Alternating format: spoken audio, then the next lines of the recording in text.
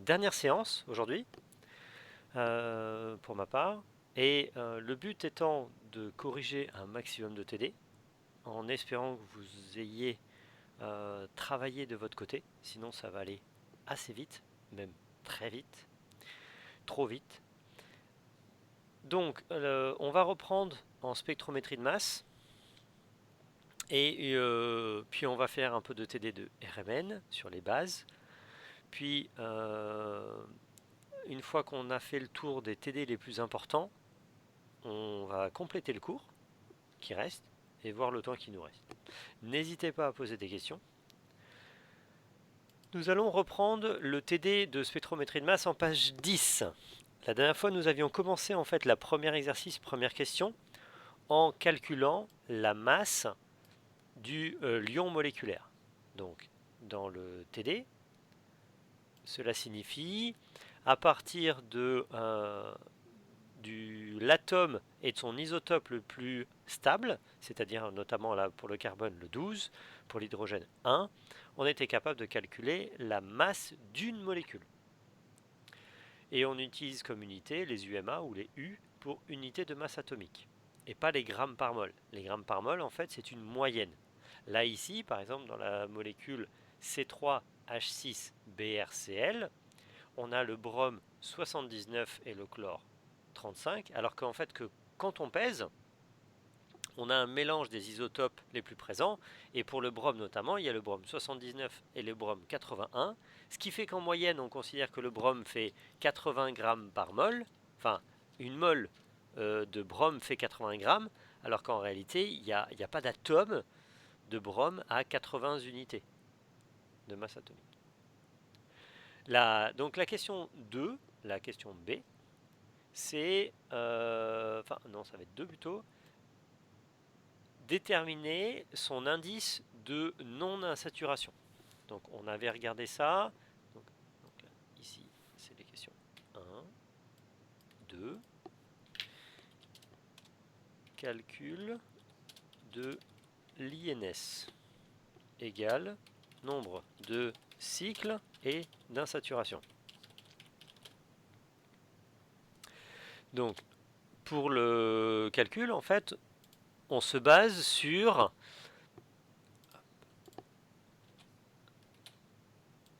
donc là, si je prends un dessinateur de fonctions chimiques, de chimie, si je prends par exemple ici le propène, alors les hydrogènes sont sous-entendus. Je vais les dessiner parce qu'effectivement, sinon, on va un peu les oublier. Donc on va mettre que des hydrogènes, des carbones à 4 pattes de partout. On va nettoyer tout ça.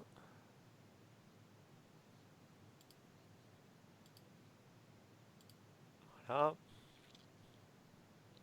Alors, comme au passage, les liaisons normalement sont pas toutes plans, on dessine en trait gras comme ça par exemple les molécules, les liaisons qui sont devant le plan du tableau, et comme ça celles qui sont derrière le plan du tableau, ce qui donne un peu une information sur sur un peu la forme spatiale en 3D. Donc là on va mettre les hydrogènes. Donc ici, tous les carbones,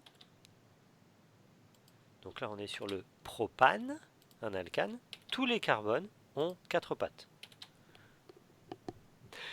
Il est possible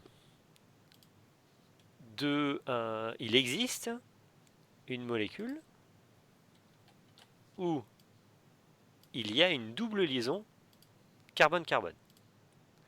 Alors quand je rajoute ça, en fait, ici, les carbones se retrouvent avec 5 liaisons. Ici, la double liaison comptant pour 2. Ce n'est pas possible. Et ce qui se passe, c'est que quand on a une double liaison, il y a en fait un atome d'hydrogène de moins. Donc on va supprimer en fait une liaison. Et d'ailleurs, elle va redevenir plane. Voilà. Donc on va pouvoir la nettoyer. Hop. Voilà. Donc ici, quand j'ai une liaison, une double liaison, je ne peux pas avoir autant d'hydrogène qu'avant. C'est pour ça que, en comparant le nombre de carbone et d'hydrogène, en comparant les types des atomes et leur nombre, je peux en déduire à partir de la formule combien il y a de doubles liaisons ou de cycles. Alors pourquoi un cycle? Eh bien parce que si jamais ici j'imagine que je ferme la liaison entre et que je forme un triangle, mes deux carbones ici doivent perdre chacun un hydrogène pour pouvoir avoir une patte de libre pour fabriquer une liaison avec le carbone. Donc la formule que nous avions vue en cours, je reprends le cours, hop, je reprends le cours, il s'agit de la diapositive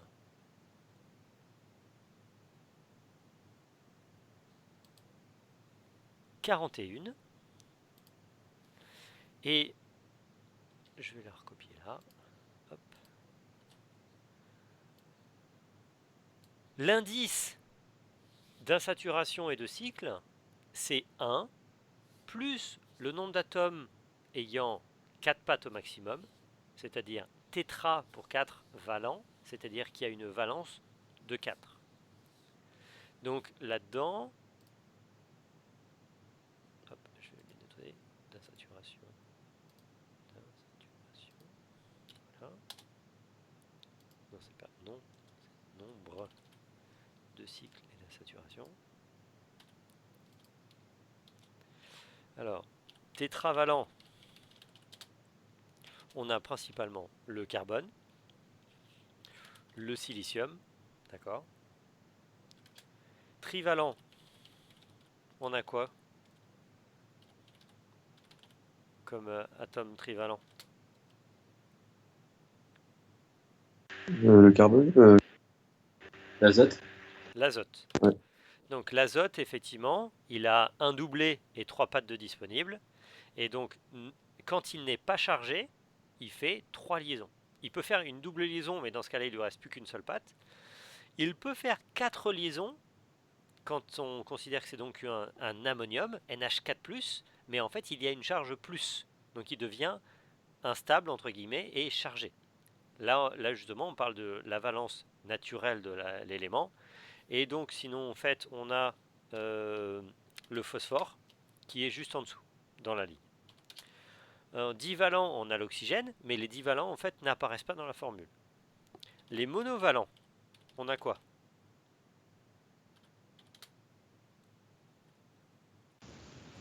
L'hydrogène. L'hydrogène, ok. Donc là, ça va être le plus important, mais quoi d'autre? Le chlore. Et le chlore et les halogènes. Donc effectivement, tout ce qui est fluor, chlore, bruome, iode. Alors, à partir de là, donc là on va peut-être écrire un petit peu plus petit quand même. Hop. On reprend nos molécules qui sont juste au-dessus. Et on va faire l'indice de liaison qui correspond. Donc ça fait 1 plus 6 moins 12 divisé par 2. Ça veut dire 1. Donc là ici, avec cette formule, on sait qu'on a soit un cycle, soit une double liaison.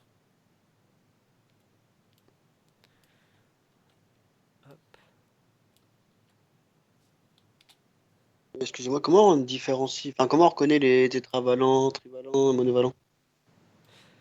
Alors, il s'agit de leur position dans le tableau périodique. Et en fait, quand tu... Alors, normalement, en première année, ou en terminale, ou en lycée, en fait, on apprend les structures de Lewis. Donc là, moi, j'ai pas du tout eu le temps de refaire ça. Mais quand on apprend, par exemple, on dessine un carbone. Après, on va lui mettre un certain nombre de points ici pour commencer à fabriquer des liaisons. Donc là, il veut pas, mais et en fait, en fonction du nombre de points de liaison, en fait, c'est la valence traditionnelle. Si quand on dessine n, on lui met en fait une barre pour indiquer un doublet non liant. Puis on lui met 3 points ici. Bon là il veut pas, mais voilà, 3 points pour indiquer cet azote. Il a la possibilité de faire 3 liaisons. D'accord, du coup, ça c'est un trivalent, l'azote. Exactement. Et le CH là? Ah, remarque, Ah non, je alors dis normalement CH. ça devrait être que C. C. Et le C, C c'est un c'est un quadrivalent. tétravalent. Tétra. Alors, ouais. C'est Donc 4 tétra? tétra c'est 4, oui. Ok, ok, ça marche, j'ai compris. Merci. Alors, par rapport à... Attends, ce que je vous ai mis... Voilà, dans les documents là, vous pouvez remonter à la page 7. Et on peut en fait travailler ici comme ça. La première colonne, ce sont des monovalents. La deuxième colonne, ce sont des divalents. Le bloc ici, en plein milieu, ce sont des atomes particuliers, puisque ce sont des métaux. Ils ont une valence qui est souvent très particulière et différente. Le bloc après, cette colonne-là, là, ce sont des trivalents, puis tétravalents, et de nouveau après tu redescends. Trivalent, divalent, monovalent, et en fait la toute dernière colonne, les gaz rares, eux, ne font pas du tout de valence, ils font pas de chimie. Donc en réalité, tu l'as sur le tableau périodique où la toute première colonne c'est monovalent, ils font une liaison, eux ils en font deux, eux ils en font trois, 4, 3, 2, 1. Donc là d'ailleurs ici je vais rajouter le bore et l'aluminium. Et le,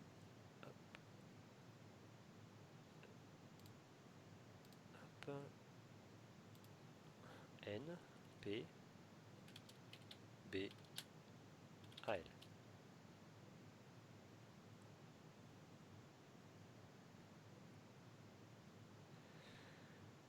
Donc là on a 1 plus 3 moins, et alors les monovalents, il y a 6 hydrogènes plus un brome et un chlore, ça fait 8, moins 8 demi.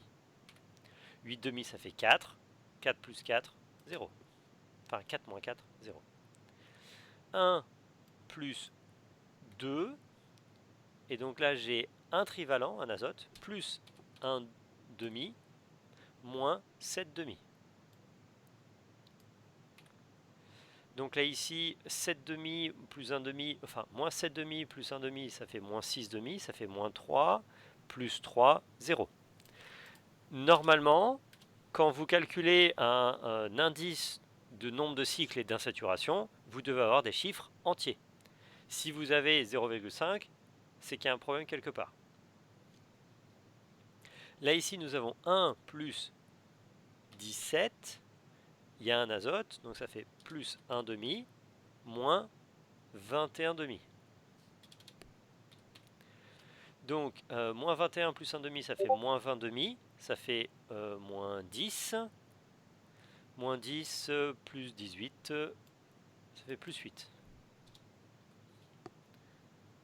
Alors, hop.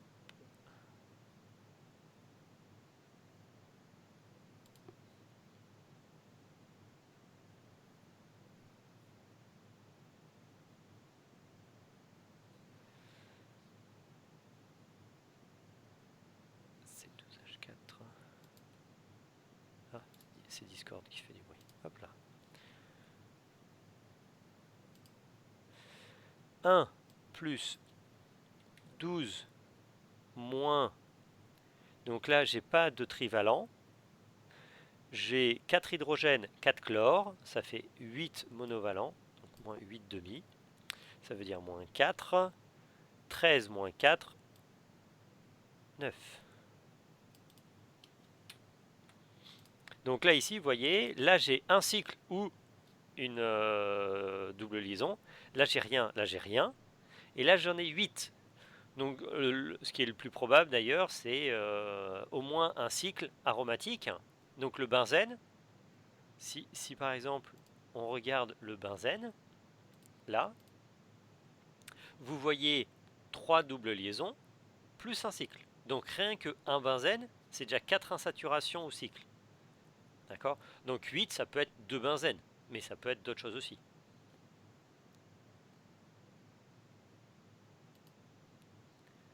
Bien. Alors, là c'était la question 2. Question 3. Pour le composé A, C6H12, proposez l'ensemble des structures possibles. Alors, l'ensemble, c'est, il y en a pas mal. Enfin, il n'y en a pas énormément, mais il y en a pas mal. Donc, C6H12. Donc, on va reprendre le dessin. Hop, on efface tout. Si je prends 2, 3, 4, 5, 6. Donc là, j'ai 1, 2, 3, 4, 5, 6. Là, ici, si je regarde cette formule-là, et je complète avec que des hydrogènes, j'ai en fait C6H14. Donc, pour avoir C6H12, je dois mettre une double liaison. Donc ici, je peux la mettre là. En fait, j'aurais dû hop, recopier avant de mettre là. Mais bien sûr, attendez, hop.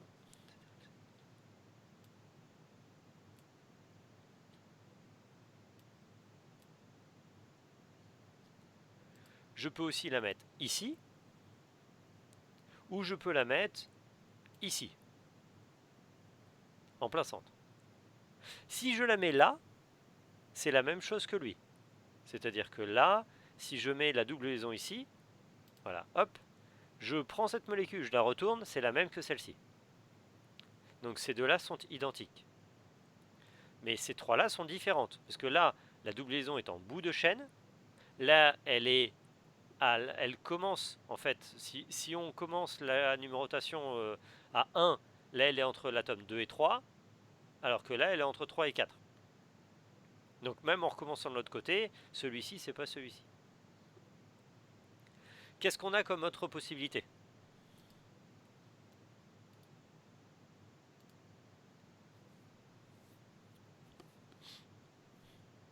Qu'est-ce que je peux faire sinon pour faire C6H12?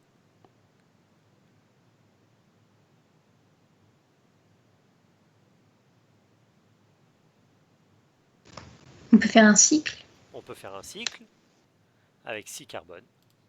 Voilà, C6H12. Tout à fait. On peut faire quoi sinon?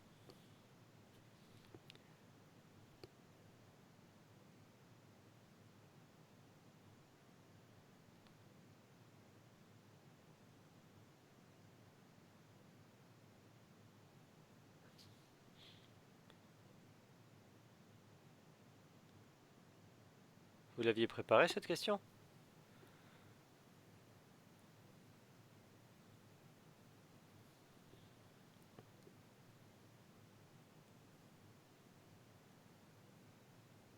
Rien n'oblige à ce que les 6 atomes soient alignés tous ensemble. C'est-à-dire que je supprime celui-ci et je le branche ailleurs. Ça veut dire, par exemple, je fais un embranchement comme ça. Dans ce cas-là, ici, si je mets ma double liaison là, c'est un nouveau composé. Je peux tout à fait aussi mettre... Hop, pardon. Hop.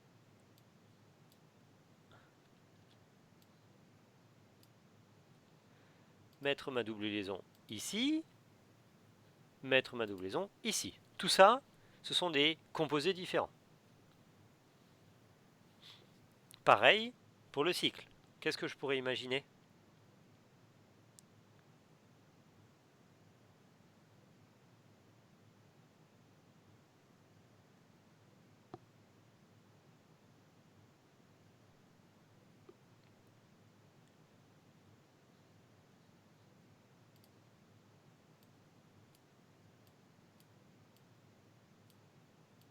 Bah, ça marche si on met un cycle à 5 bords et qu'on en met un à côté. Exactement. On n'est pas obligé de faire un cycle à 6. On peut tout à fait faire un cycle plus petit avec une ramification. Alors, hop, j'essaye de redonner comme ça. Hop, donc là, on va prendre un cycle à 5. Et on met, donc là, ce sera pareil partout. On met un CH3 dans un bord. On peut faire un cycle à 4. Souvent, ils sont un peu... ils ont du mal les cycles à 4 parce que ils sont un peu trop contraints, on va dire. Les 4 carbones, là, c'est un peu serré. Mais ça existe, en fait.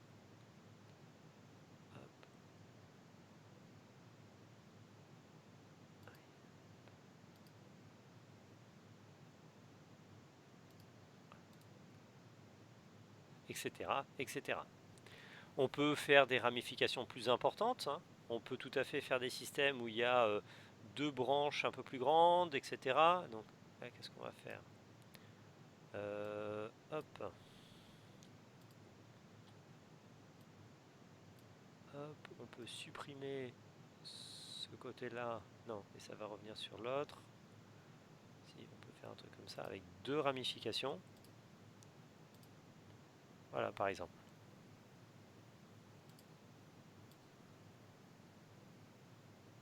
Etc., etc. Alors, je vais les recopier.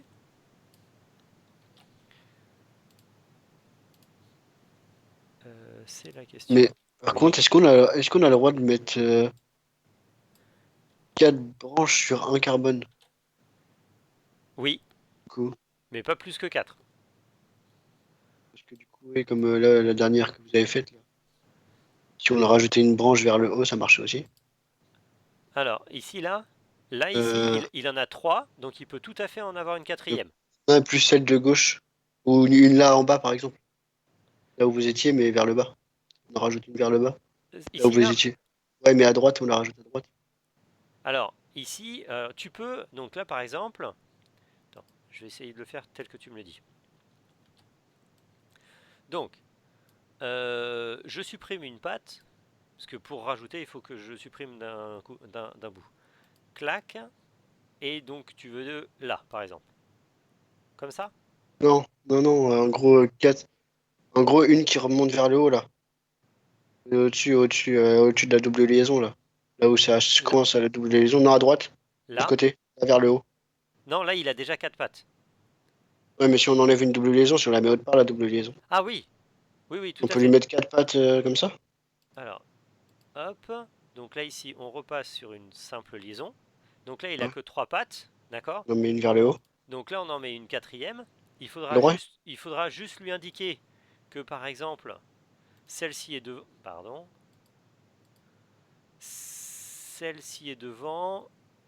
Celle-ci est derrière. Et celle-ci est devant. Alors, hop. En fait, si tu veux que ça fasse plus joli... Parce que les 4 pattes, ça forme pas un carré, ça forme un tétraède. C'est-à-dire que... Non, c'est pas très beau ça. Hop.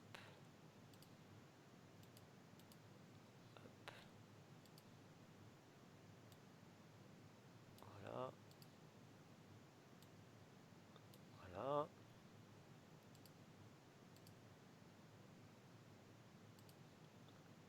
Ouais, bon. Donc en fait là, il forme, là ici, il y a celle-ci qui est dans la même direction que celle-ci, et celle-ci est devant et celle-ci est derrière. Et ça forme un tétraèdre.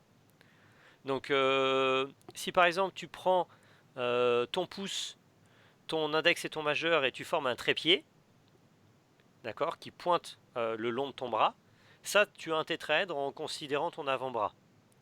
Donc, quand tu tournes ton poignet, tu vois bien qu'en fait, ça fait comme un triangle.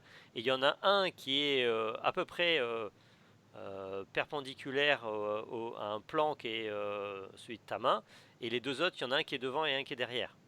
Et en fait, c'est cette représentation-là que l'on utilise. Lui, par contre, ce carbone-là, maintenant, il a 4 pattes, donc il ne peut pas avoir de double liaison. Lui, ça ne peut pas être une double liaison, et aucun de ces atomes-là ne peuvent avoir de double liaison. Parce que ils sont déjà, sinon ça ferait une 5e patte pour celui qui est là. Donc la seule doublison possible, elle est là. Voilà. On peut aussi d'ailleurs, au passage, inventer un truc plutôt cool, qui serait celui-ci. C'est-à-dire que là, en fait, plutôt que de faire une doublison, on va faire une liaison là. Et on a après... Hop. Et hop. C'est-à-dire que ce carbone-là, il a 4 pattes. Et puis après, il nous reste... Donc là, on a 3, 4, 5. Ah non, c'est pas bon, parce que là, ça fait un C6. C5. Il me manque un carbone. Donc là, il me faut un carbone de plus. Voilà. Alors, au passage, si dans un cycle comme ça, la liaison qui est là, j'indique pas si elle est devant ou derrière, c'est que c'est pas spécifié et que ça peut être soit l'une soit l'autre. Moi j'ai tendance à indiquer devant derrière quand je sais que j'en mets deux. Et sinon ça va créer de la confusion.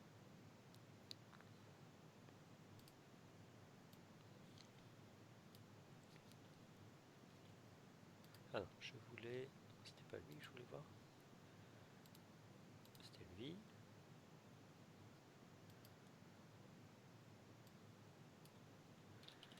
Isomère de C6H12. Forme linéaire. Ce serait bien d'écrire correctement. Voilà. Hop. Hop.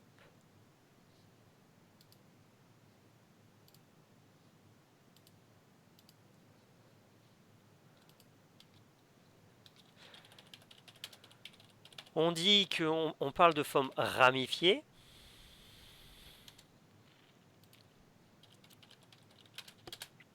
Quand on va créer une ramification. En fait, un système de branches.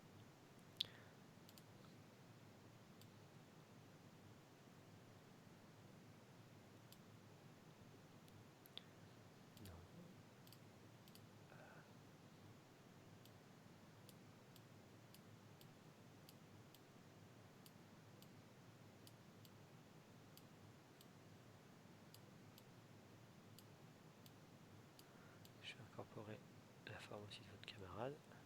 Elle est jolie.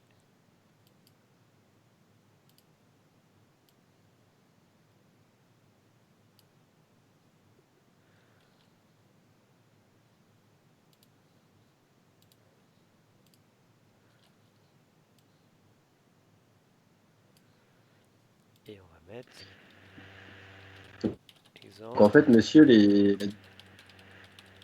monsieur. Oui. Donc en fait, la double liaison, c'est que pour les isomères, en fait. C'est juste pour retrouver ça. C'est-à-dire. Bah, en gros, ça sert à quoi la double liaison, en fait Alors, c'est pas qu'elle sert à quoi, c'est que c'est une fonction chimique qui existe. Je veux dire, le, les. Alors attends, je vais essayer de gagner de la place, terminer ma diapo, puis je vais te montrer un exemple sur des composés qui existent. Comme ça, tu vas comprendre. Enfin, j'espère.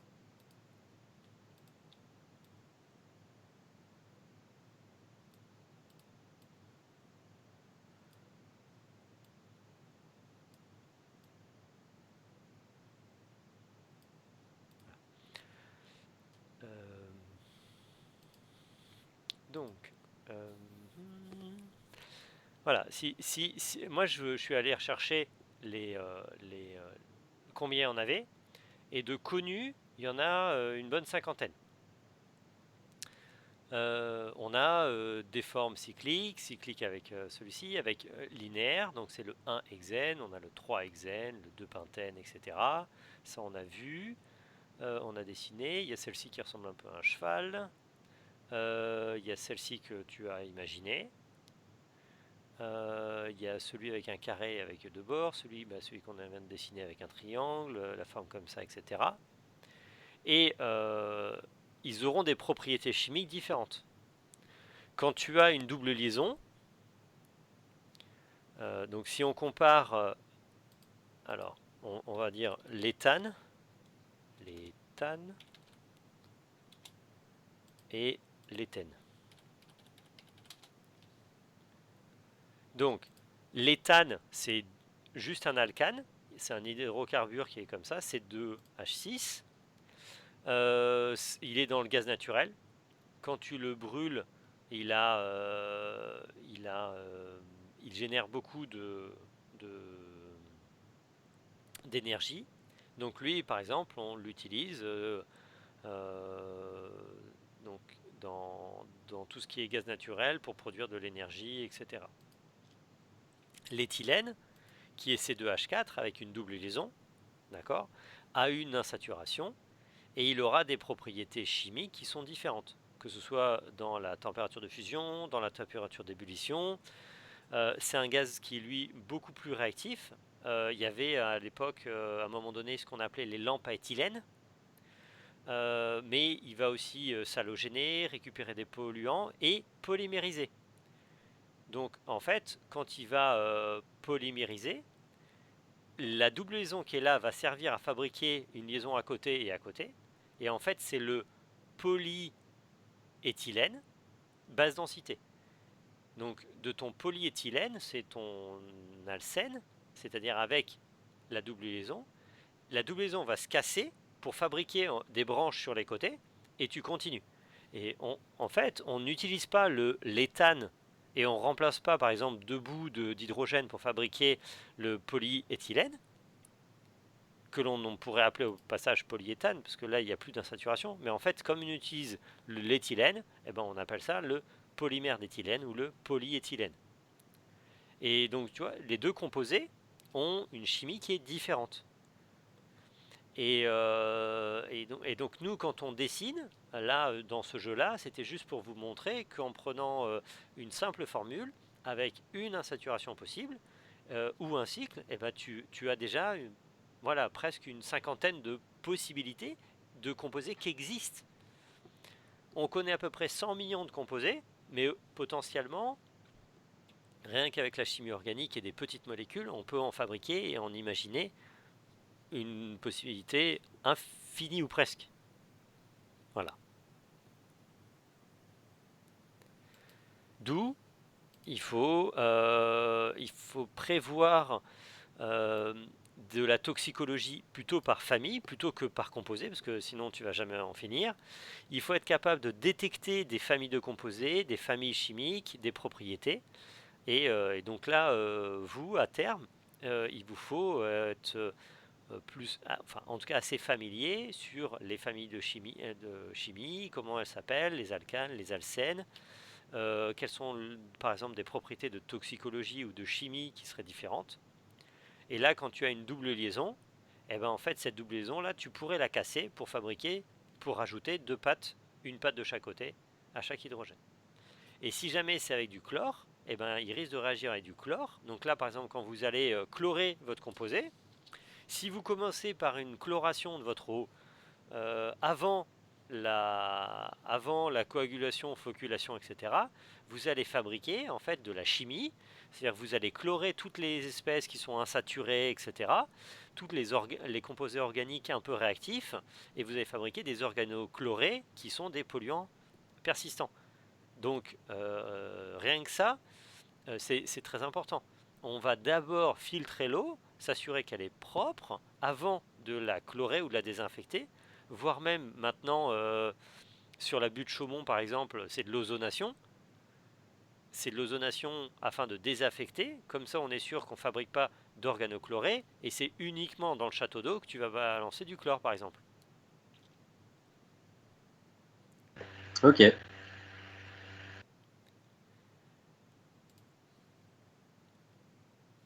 Après, proposez parmi cette liste de structures possibles, quelles sont celles en accord avec le spectre de masse suivant. Donc là ici, on a des composés, d'accord. On a un spectre. Ah ben c'est celui-ci là, hop là, voilà. Donc là ici, on a un spectre de masse.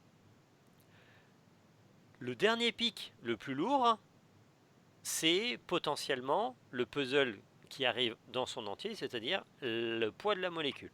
Il est à 84 unités de masse atomique. Je vérifie sur ma copie. Effectivement, C6H12, c'est 84 unités de masse atomique. Donc, tous ces composés-là pèsent 84 unités de masse atomique. Par contre, ils ne vont pas tous se casser de la même façon. C'est-à-dire que là, ici, pendant le trajet, après avoir été excité, c'est-à-dire qu'on lui a envoyé un canon à électrons sur la tête, et on lui a arraché un électron, et on lui a donné de l'énergie, c'est un ion, et il peut se fragmenter. Donc là, on voit 20% arrive à la fin, mais, enfin, c'est pas tout à fait 20%, pardon. C'est pour 100 fragments de taille 69, UMA, il y en a 20 qui arrivent de taille 84. Et il y en a 80 qui arrivent de taille 41. Donc là, ici, le but, c'est d'imaginer la molécule coupée en morceaux avec une taille de 69 et de 41. Alors, 41, comment on va faire ça? Hop là. Si j'imagine 41, donc par exemple 3 fois des carbones, ça me fait 36. Donc si je prends un fragment de 3 carbones, il devrait être accompagné de 5 hydrogènes. Donc là ici, si j'imagine un fragment C3H5, j'ai un fragment de taille 41. Donc l'autre fragment c'est 79. Non, 69. Donc 69, on va dire qu'a priori ça peut pas être 6. Parce que si je fais 6 x 12, ça fait 72.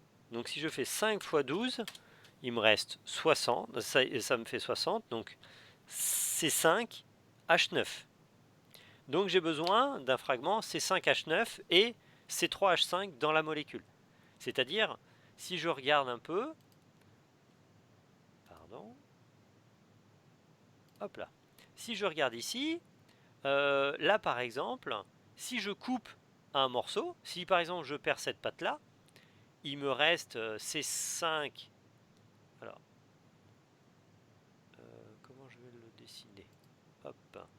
Si je fais un truc comme ça, clac, je perds le CH3 qui est ici.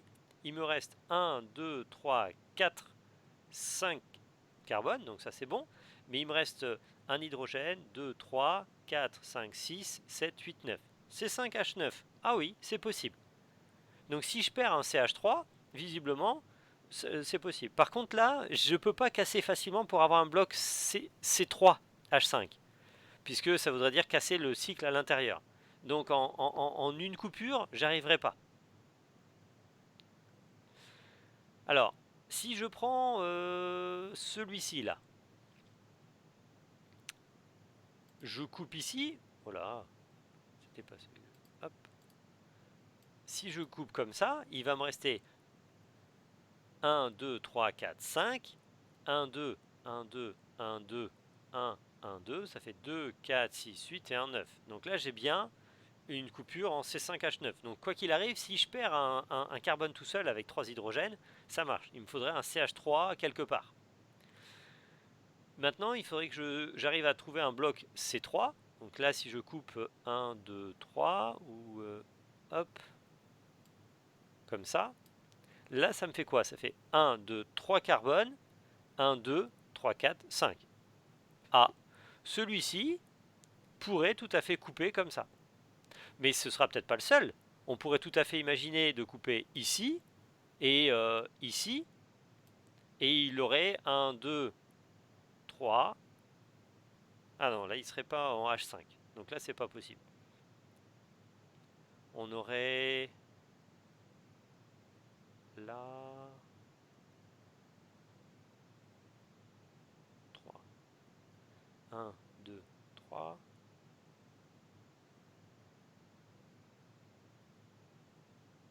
Là on peut perdre ici. On pourrait perdre là. Enfin, dans l'idée, de toute façon, la réponse est celle-ci. Et ça me permet, ou alors je pense que hop, si on fait celui-ci, celui-ci et celui-ci, ça marche aussi. C'est-à-dire que je veux perdre un C3 et je voudrais perdre, par exemple, un autre là. Ça pourrait être celui-ci ou celui-ci, par exemple. C'est-à-dire que soit je coupe là, et dans les deux cas, j'obtiens C3H5 ou C5H9. Je vais noter tout ça.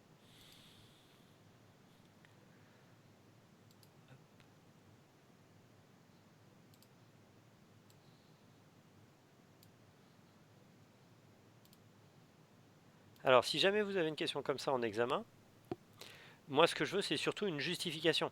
Je veux pas la bonne réponse. J'accepterai plusieurs bonnes réponses. Ce que je veux, c'est ah tiens, il me demande ça parce qu'en réalité, il voudrait que je vérifie un petit peu si j'ai compris le cours ou pas. Donc, je vais vous montrer un peu le genre de réponse que je veux. Alors, ce serait la question 4. Association de spectre de masse.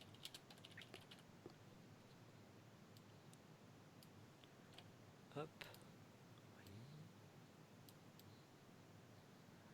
On va mettre ça comme ça.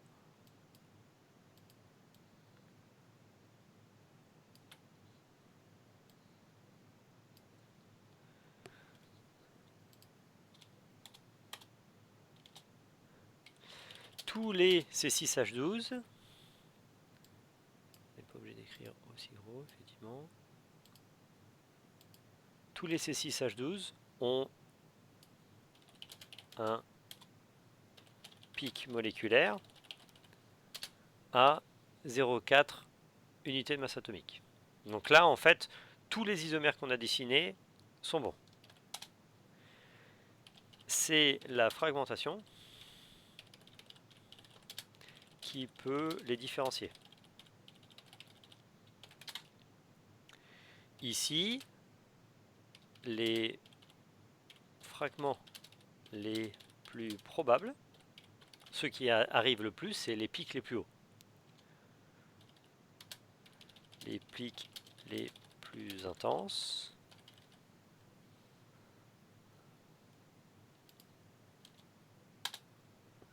sont les pics les plus intenses.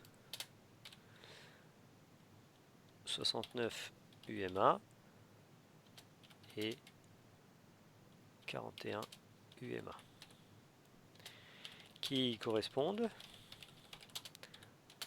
à C5H9 plus et C3H5 plus.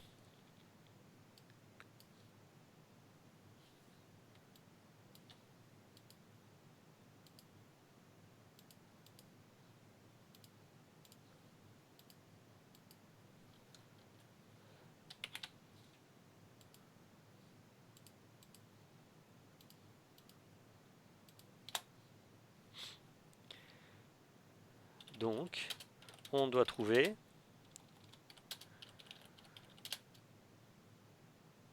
une possibilité de perte de CH3 et de C3H7.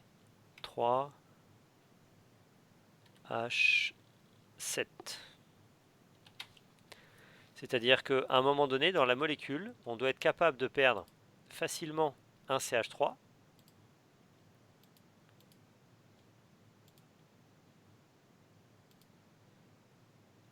raté.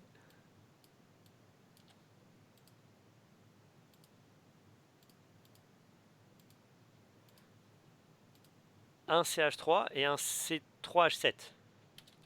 Cela ne peut pas être le cyclohexane par exemple. C'est-à-dire que quand on prend, si on imagine le cycle, si on imagine ce cycle-là, là, tu peux pas juste en coupant en une seule fois perdre CH3. Il n'y a pas de CH3 dans le cycle, il n'y a que des CH2. Il y a 6 fois un CH2. Là, il y a un CH3, mais il n'y a pas de bloc C3H7. Là, ici, par exemple, il y a CH3, CH2, CH2. Donc ça fait un bloc C3H7. Là, ici, par exemple, tu n'as pas de C3H7. Là, ici, tu as un CH3, un CH3 et un CH. Si tu coupes ici, tu perds C3H7. Si tu coupes ici, tu perds CH3. Donc celui-ci, c'est un bon exemple. Donc on va mettre... non, c'était... On l'a dessiné. Voilà. Voilà. Et voilà, par exemple.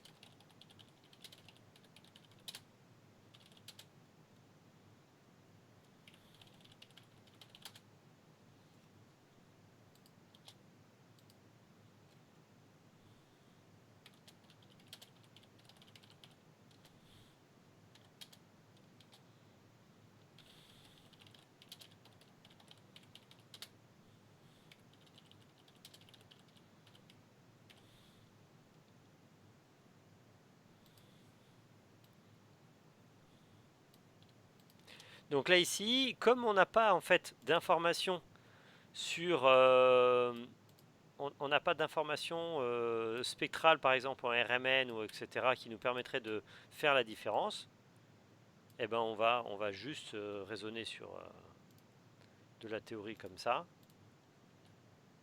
pour considérer la fin de l'exercice.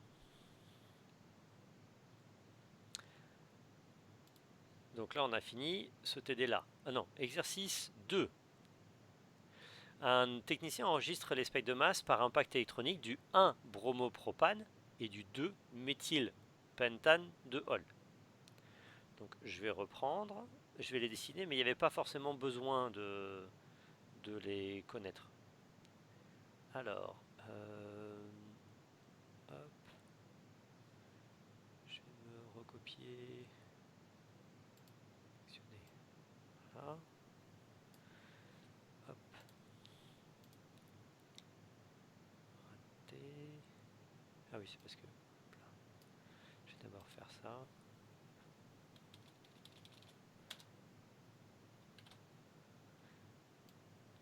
Exercice 2.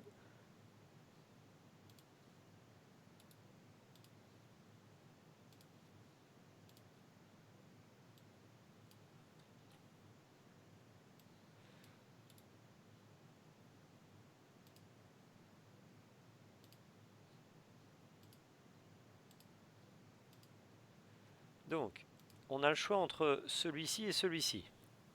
C'est deux spectres.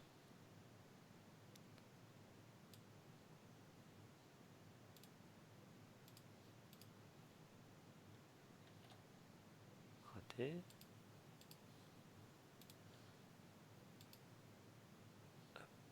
Prendre un instantané.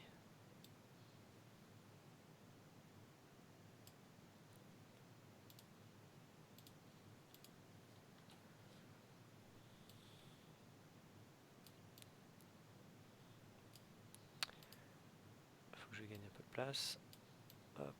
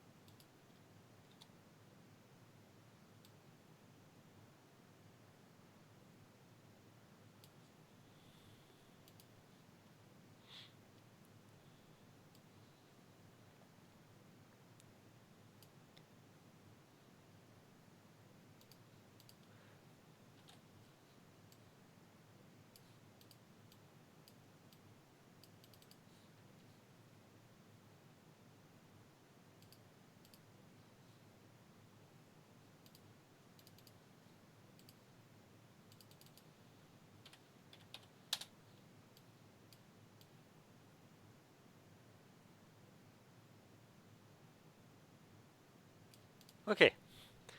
Donc là ici, j'ai deux spectres. Il y en a un, c'est le 1-bromopropane et l'autre, c'est le 2-méthylpentane de Hall. Comment je peux reconnaître facilement qui est qui? Qu'est-ce que vous proposez?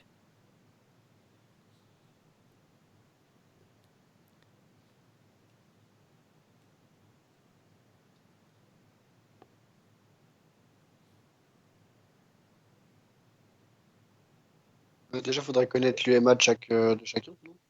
Alors, si tu remontes à la formule brute et que tu calcules l'UMA, tu pourras les séparer, oui.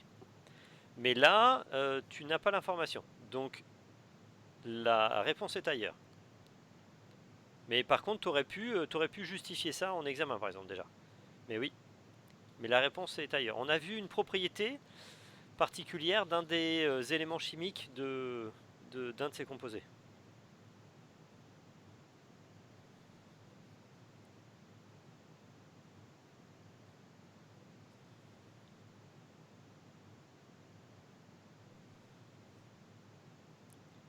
J'ai un peu peur que vous ayez ni préparé vos TD, ni révisé votre cours.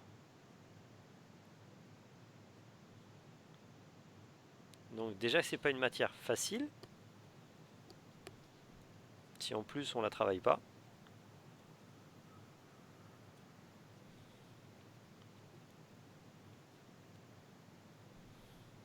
On a justement fait un cours de spectrométrie de masse parce que c'était une technique très utile pour pouvoir repérer quoi?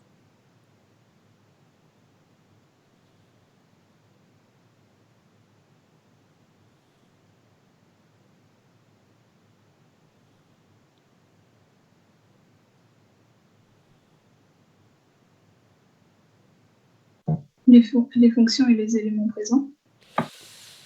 Pas tout à fait. Certains plus que d'autres.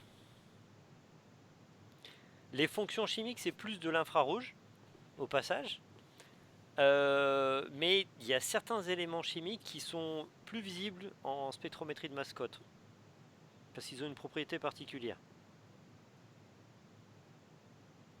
C'est le petit 1 et les 2 là? C'est-à-dire? Les monos et les je sais pas quoi. Non. Non.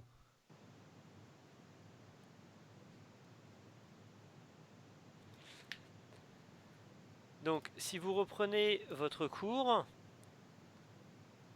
dans la partie ici,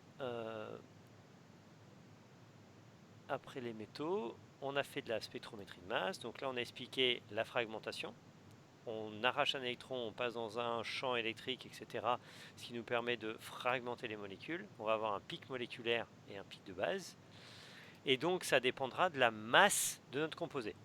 On a défini les masses, l'unité de masse atomique. Et on a après remarqué qu'il pouvait y avoir une masse moyenne en grammes par mol et des masses monoisotopiques, car certains éléments chimiques ont des isotopes. Et des isotopes qui ont un poids ou une proportion non négligeable. C'est-à-dire que, par exemple, le carbone, le C13, il est à 1%. Pour l'oxygène, c'est encore plus petit, etc. C'est-à-dire que souvent en chimie organique, les éléments chimiques que tu étudies sont principalement, voire essentiellement sur une forme, sauf le chlore et le brome. Le chlore et le brome ont des rapports isotopiques intéressants. Dans le brome, il y a 51% de brome 79, 49% de brome 81. Ça veut dire que dans le massif à la fin moléculaire, on n'a pas un seul pic moléculaire, mais on a presque moitié-moitié de chance d'avoir une version de la molécule avec un brome 79 et une version de la molécule avec un brome 81. Et pour le chlore, c'est plutôt un rapport 75% 25, c'est-à-dire un rapport 1 pour 3. Donc ici, dans notre cas, on a là juste un pic, et là on a deux pics à la fin. Donc ici on a un massif isotopique qui a à peu près les mêmes tailles parce qu'il y a un brome. Dans le 1-bromopropane, il y a un brome. Alors qu'ici, dans le méthylpentanol, il n'y a pas d'halogène, ni chlore, ni brome.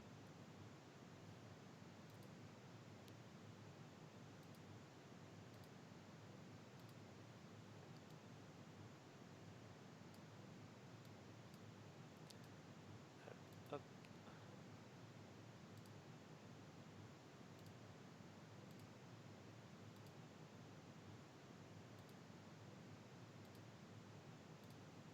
Mais du coup, c'est juste ça la réponse. Fallait savoir qu'il y avait un brome. Oui. Faut juste voir que bromo, c'est brome. Savoir que c'est deux quoi aussi. Ah oui, alors c'était ça en fait qui t'avait embêté? Bah aussi, bah même si j'aurais su qu'il y avait un brome, j'aurais pas forcément trouvé qu'il y avait des trucs à côté, mais même bromo, bon, ça peut se deviner, mais il faut le savoir aussi. D'accord. Donc en nomenclature, je croyais qu'on l'avait revu. Mais oui, Ouais, on l'avait revu vite fait, mais on en avait revu plusieurs, donc on avait vu tous les trucs, oui, propane, tout à fait. j'ai pas- oui. Comme le chlore, c'est chloro, non, du coup? Tout à fait. Ok.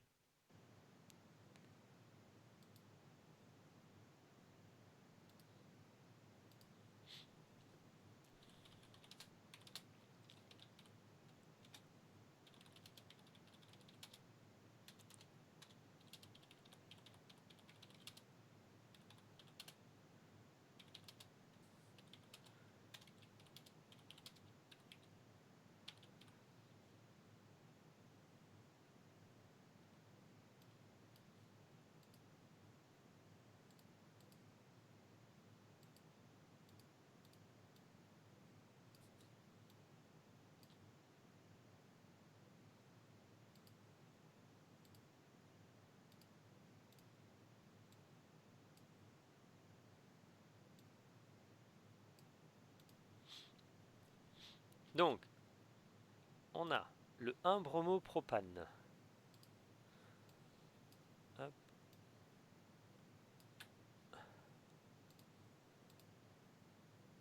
Deux. Alors, propane, c'est 3 carbones. Et dans le 1, au premier carbone, on lui met... Non, donc là c'est le deuxième. Raté. Hop là. On recommence.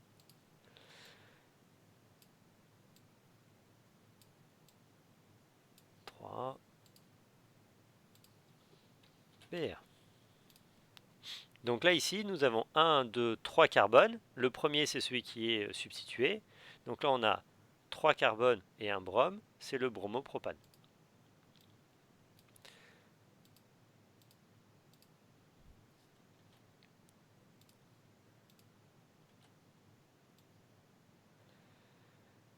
On peut vérifier au passage sa masse. Donc, hop.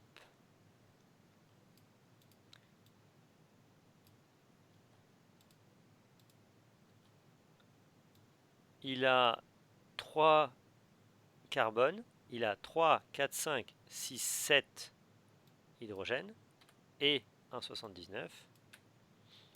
Donc 36 plus 7 plus 79. Ça fait 122. 122 pour la version 79, 124 pour la version 81. Donc on retrouve bien le 122 et 124. Ou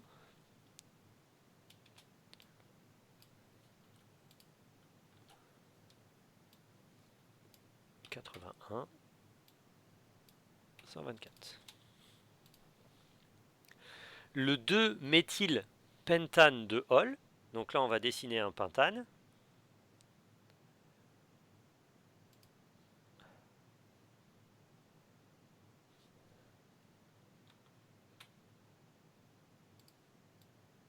Un, 2, 3, 4, 5. Sur le numéro 2, on va rajouter un alcool. Et sur le numéro 2, on va rajouter un méthyle. Non, j'ai pas envie de le mettre vers le bas, je trouve ça moche. Voilà.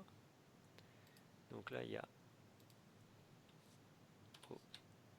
OH. Et l'autre, c'est un CH3. Je vais l'indiquer. Voilà. Donc là, ici, le 2-méthylpentane de Hall, c'est celui-ci. Hop.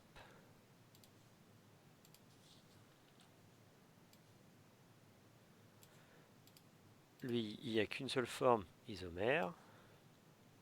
Donc il a 1, 2, 3, 4, 5 carbones plus 1 du méthyle, ça fait 6 carbones.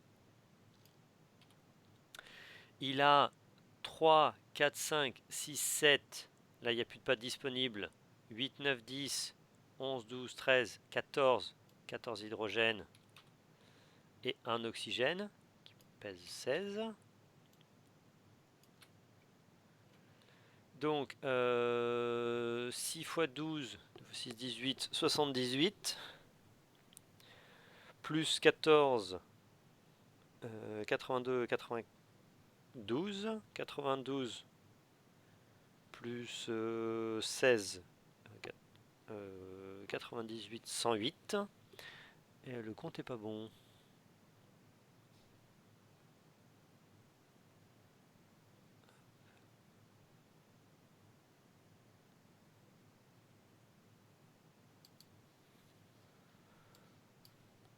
Fois 12 plus 14 plus 16. 102. Ah, bah le 102, on ne le voit pas. Donc la molécule n'arrive pas entière au bout. Elle se fracasse tout le temps et elle n'arrive jamais presque entière. Alors, à partir de là, ici, nous avons un fragment important, un seul. qui est à 30, 35, 40, 43. Hop.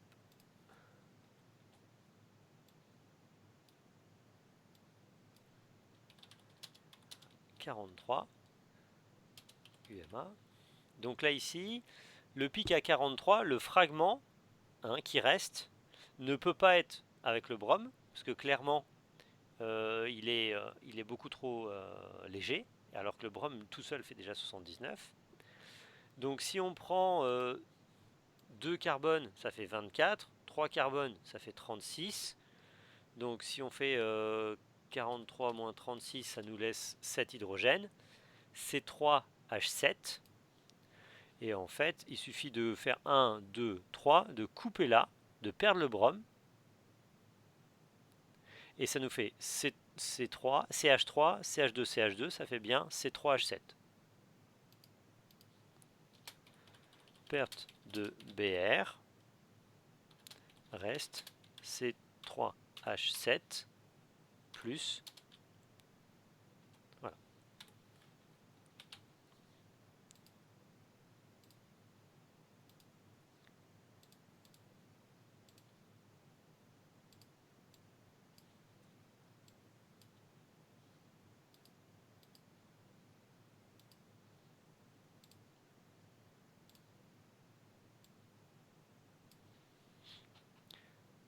Ici, on va s'occuper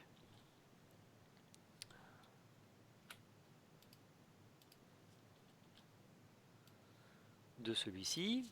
Donc celui-ci est à 59 UMA. Donc là ici, il y a, ça va être peut-être, déjà c'est un peu plus lourd. 59, donc on a quoi? On a, allez, 4 carbones, ça fait 4 x 12, 48. Il reste 11. Donc ça peut être C4H11. Est-ce que c'est possible? 1, 2, 3, 4. Là, 4, il n'y aurait pas de carbone. Là, ça fait 3 et 2 et 2, 7. Il n'y a pas de C4H11. A priori, ça ne peut pas être ça. Peut-être que le OH reste là. Il reste bloqué. Il n'a pas envie de partir. Et il va essayer de perdre quelque chose ici. Donc là, si on imagine 1, 2, 3, 4 atomes lourds, et on coupe ici, si on perd au contraire ça, il va nous rester combien? Il va nous rester 4 x 12. Non. 1, 2, 3. C'est 3 x 12 plus 16. Et 3 et 3, 6 et un 7. Plus 7. 59. Donc là, ici, il coupe ici. Alors, qu'est-ce que j'ai mis? Ah oui, je vais le faire à la main.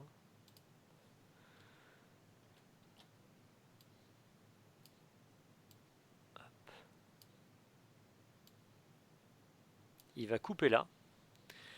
Et il va perdre justement le C3H7.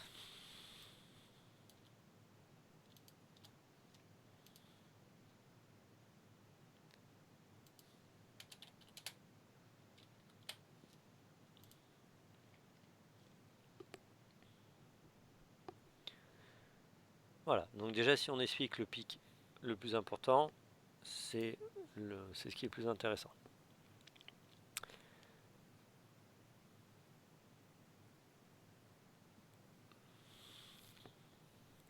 Alors, je pense que là, on a passé assez de temps sur la masse. J'aimerais bien qu'on fasse le TD de RMN.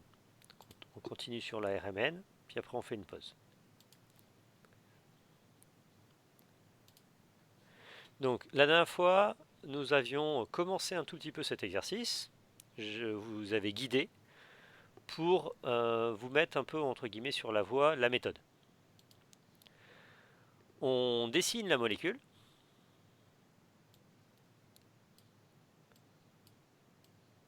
Donc là, ici, on a l'éthane, le propane, le butane, le 2-méthylpentane,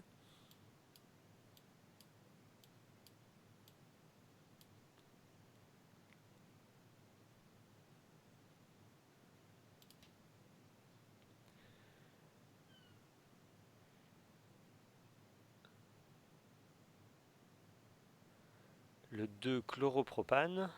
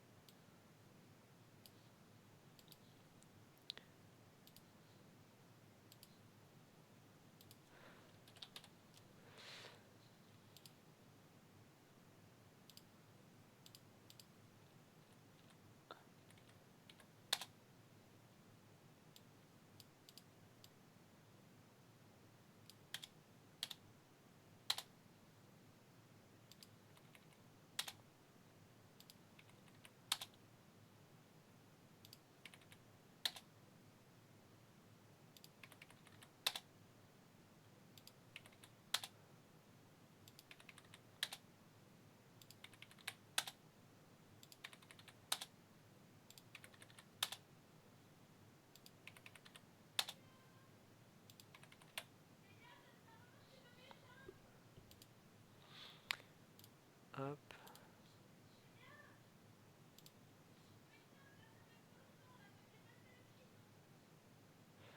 chloropropane, bromopropane,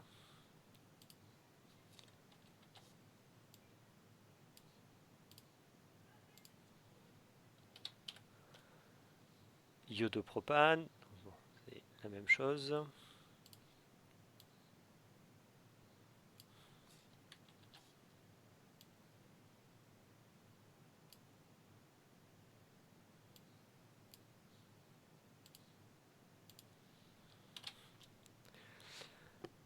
L'acétone,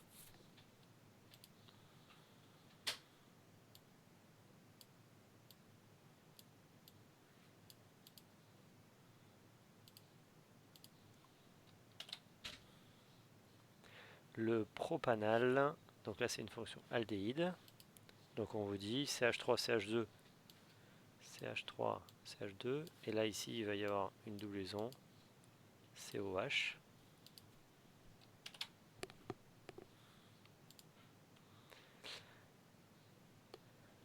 Allez, déjà on va commencer comme ça. Alors, on se place sur un carbone, on imagine les hydrogènes. Donc là ici, je suis un hydrogène de ce carbone-là, à gauche. Je suis avec 3 autres hydrogènes et je regarde mes voisins, c'est-à-dire ceux qui sont voisins de mon carbone. Ce carbone-là est un CH3. En fait, tous mes hydrogènes ici ont rigoureusement le même environnement chimique, c'est-à-dire que je suis un hydrogène, je fais partie d'un CH3 et j'ai comme voisin un CH3. Donc si vous regardez, tous les hydrogènes ici, des deux côtés, puisque en fait il y a une image miroir, tous mes hydrogènes ont le même environnement chimique. Là ici, dans ce cas-là, à gauche, je suis un hydrogène d'un CH3 et j'ai comme voisin un CH2. Là, à droite, le CH3 a comme voisin CH2, donc ces deux CH3 sont identiques. Par contre, là ici au milieu, je suis un hydrogène d'un CH2 et j'ai comme voisin deux CH3, je suis donc différent. Donc là ici, différent, 2 points, on a soit un CH3 voisin d'un CH2, soit un CH2 voisin de 2 CH3.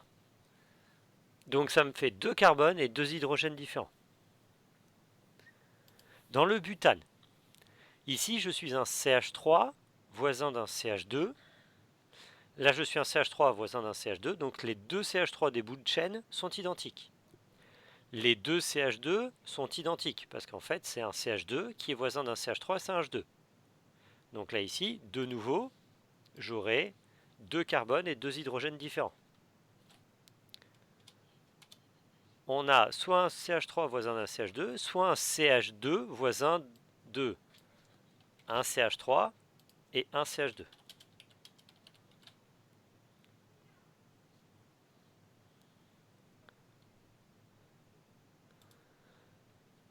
Pour le 2-méthylpentane, là, celui-ci, j'ai un CH3 voisin.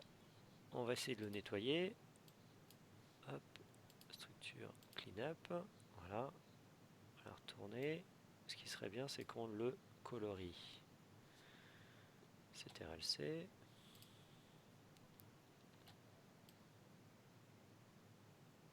Ouais, sauf que j'aurai plus de place après.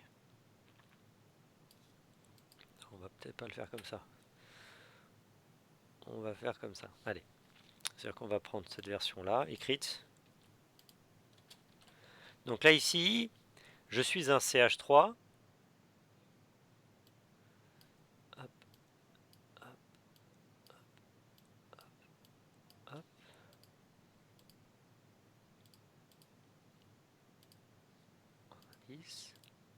Alors, là, j'ai deux CH3 qui sont voisins d'un CH. Donc ceux-là sont identiques. Que autant le carbone, enfin, ça fait un carbone donné et un hydrogène donné. Mon CH, j'ai qu'un seul CH de toute ma molécule. Il est tout seul. Il n'y en a qu'un seul qui est comme ça.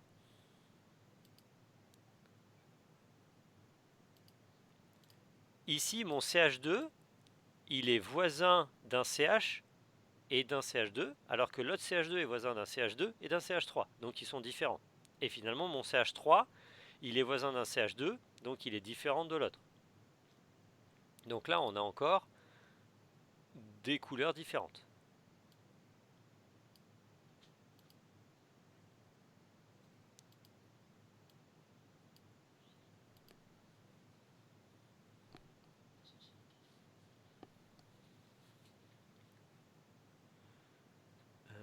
Quelle couleur on va mettre? Un vert foncé. Allez hop. Donc là ici, on a donc 1, 2, 3, 4, 5, 5 C et 5 H différents. Ça veut dire que dans le spectre de RMN du carbone, on aura 5 signaux différents, et dans le spectre de RMN du proton aussi. Sachant qu'en proton, il y aura des voisins, puisque comme ils ont, par exemple, ceux qui sont là à droite, ils ont deux voisins en bleu, ils auront donc un triplet. Lui, le bleu, il a 5 voisins, 5 protons voisins. Ça lui fait donc un sextuplet. Hein, c'est le nombre de voisins plus 1. Je continue un petit peu, puis je vous laisserai essayer de les travailler. Hein, je vous encourage fortement. Ça sera une bonne préparation pour l'examen. Donc, ici, nous avons le chloropropane. Donc là, on a un CH3 voisin d'un CH2. Ce CH3 est lui voisin d'un CH. Donc il est différent. Donc lui, il est différent de lui. Le CH2, il n'y en a qu'un dans la molécule, il est différent. Et ce CH, en plus, il est lié à un CH3, CH2 et un Cl. Il sera aussi clairement différent. Donc là, on aura 1, 2, 3, 4 signaux différents.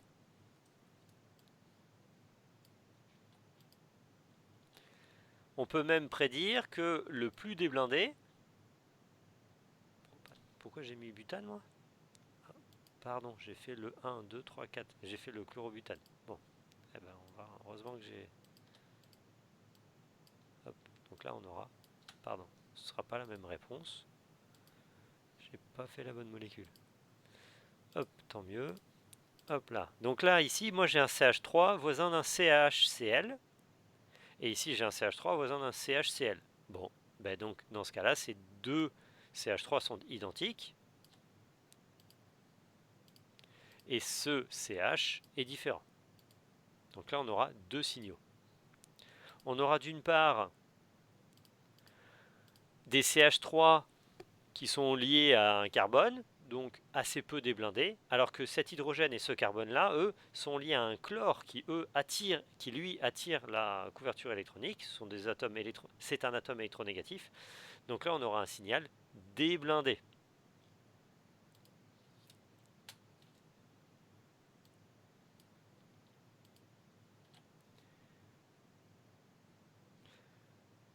Ici, C'est quoi un signal déblindé? alors, on va faire ça après.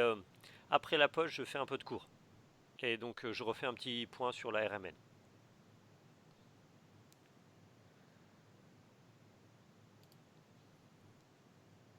Alors, donc on va refaire ça d'ailleurs après.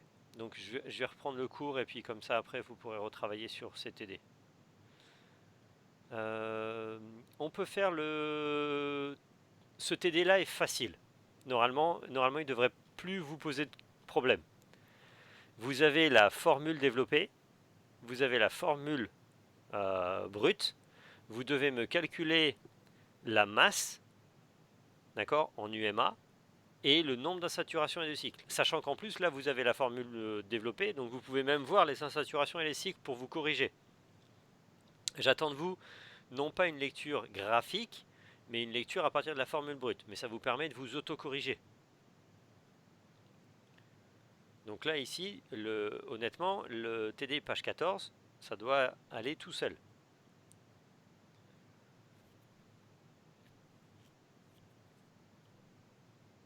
En page 15,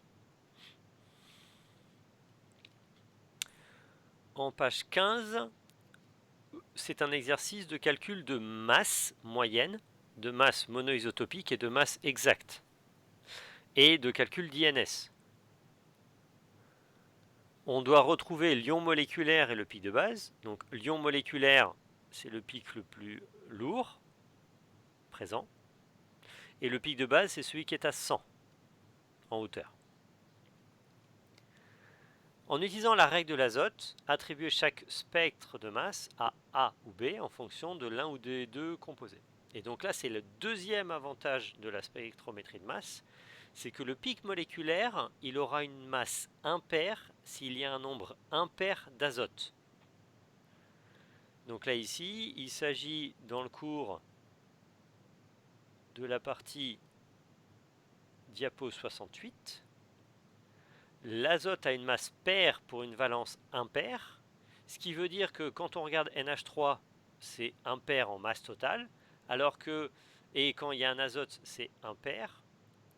Donc on aura, grâce à ça, la possibilité de se douter de la présence ou pas d'un nombre impair d'azote. Il peut y en avoir un nombre pair, et ça on ne pourra pas les détecter, mais déjà, quand on a un nombre impair en masse, là, on a 151 et là on a 180. 151 c'est impair et on a une molécule qui a un nombre impair d'azote. Donc là ici, C8H9NO2 c'est impair en azote. Donc ça, c'est le pic avec l'azote. D'accord? Donc c'est le paracétamol qui contient un azote au passage. Les questions 4, 5 et 6 sont moins importantes. On n'aura pas le temps de les traiter dans ce cas-là. Voilà. Donc, vous avez, et normalement, vous devrez pouvoir vous en sortir sur le calcul d'une masse moyenne. Alors, pour le calcul des masses moyennes, masse isotopique et masse exacte, ce que vous devez reprendre, c'est le tableau des isotopes, là.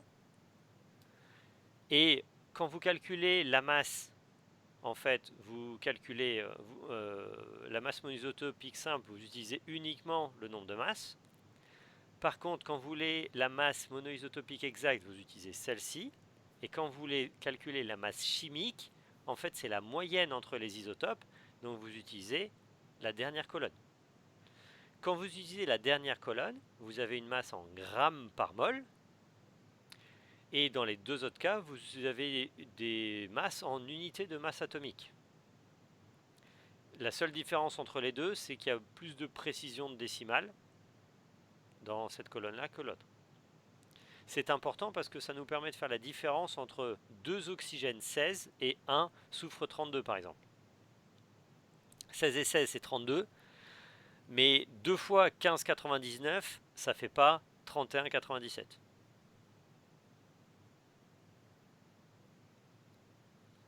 Voilà, donc on a fait le tour sur l'ensemble des TD. On fait une petite pause d'un quart d'heure et on reprend pour 1h10 de cours. Et on finit, on refait un petit point sur la RMN et sur l'infrarouge. Comme ça, vous pourrez finir tout seul les TD de RMN. Ça marche? Ça marche. Ok, à tout à Ok. l'heure.